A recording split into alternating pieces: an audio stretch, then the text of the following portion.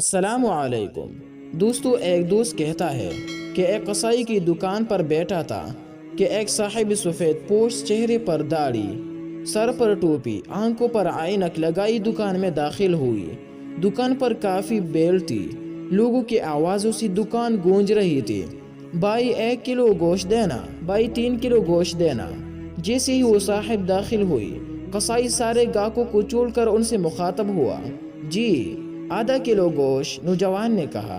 قصائی نے فوراً بہترین گوشت کا ٹکڑا کاٹا اور بوٹی بنا کر دے دی۔ اور صاحب نے پیسے دینے کے لیے ہاتھ بڑھایا تو قصائی نے لینے سے انکار کر دیا۔ انہوں نے کہا، جاوید بھائی آپ ہمیشہ ایسا ہی کرتے ہیں۔ قصائی مسکرا دیا اور وہ صاحب دکان سے باہر نکل گئی۔ لوگ گالی شکوے کرنے لگے کہ ہم کب سے کھڑے ہیں اور قصائی کو چربی چڑھی ہے، گاہک کی قدر نہیں ہے۔ میرا بھی تجسس بڑھا، میں نے دکان خالی ہونے کا انتظار کرنے لگا۔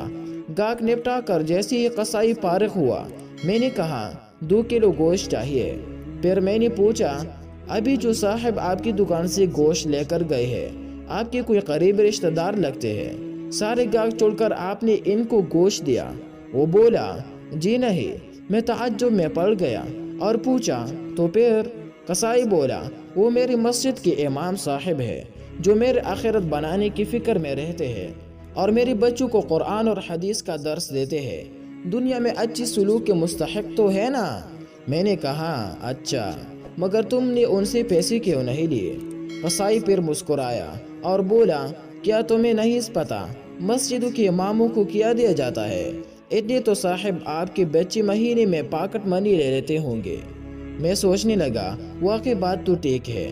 قصائی پھر بولا، صاحب یہ ہماری قوم کا سرمایہ ہے، ان کو بچانا ہماری ذمہ داری ہے۔ بازار کے تمام دکان والوں نے یہ متفقہ فیصلہ کیا ہے کہ مولانا صاحب سے کوئی پیسے نہیں لیں گے۔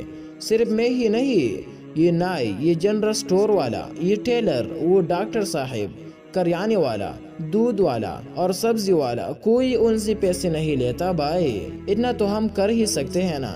اور پھر مسکرا کر کہا، صاحب ½ کلو گوشت کے بدلے جنت زیادہ منافع کا سودا ہے، یہ لیجیے آپ کا گوشت۔ میں نے پیسے قصائی کی طرف بڑھائے اور کہا، پر بھائی میں تو جاب کرتا ہوں، کاش میں بھی آپ لوگوں کی طرح ان مولوی صاحب کی کوئی مدد کر سکتا۔